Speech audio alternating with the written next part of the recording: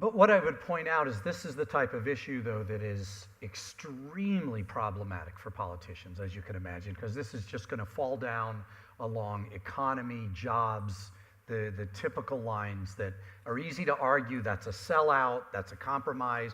But I encourage you all to look at this, especially the fossil fuel. When we get all the way to fossil fuel issues, try to look at the small victories, the changes that are occurring with some of the consumer attitudes, the improvements with renewables, and realize that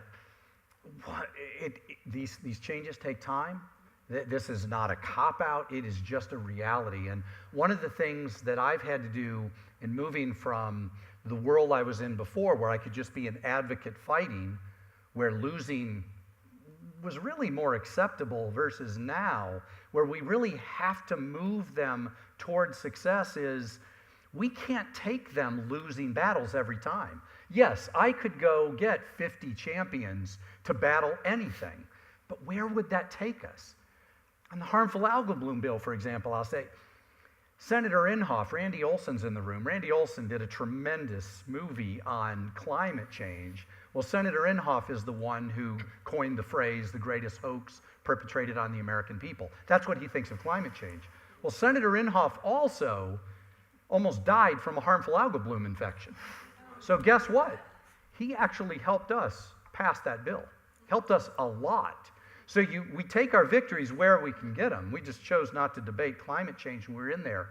If I go try to fight climate change with Inhofe, I'm going to lose. If I go try to fight a single-use plastics ban in the U.S. Congress, we would get nowhere. We would alienate more than we would help. So I do have to sort of pick the battles so that we can hear what we want to hear. When we won the harmful algal bloom bill, the first thing we heard out of every champion, Republican and Democrat, was, what are we doing next?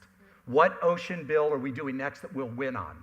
That's what they wanted to hear. So sometimes it's baby steps.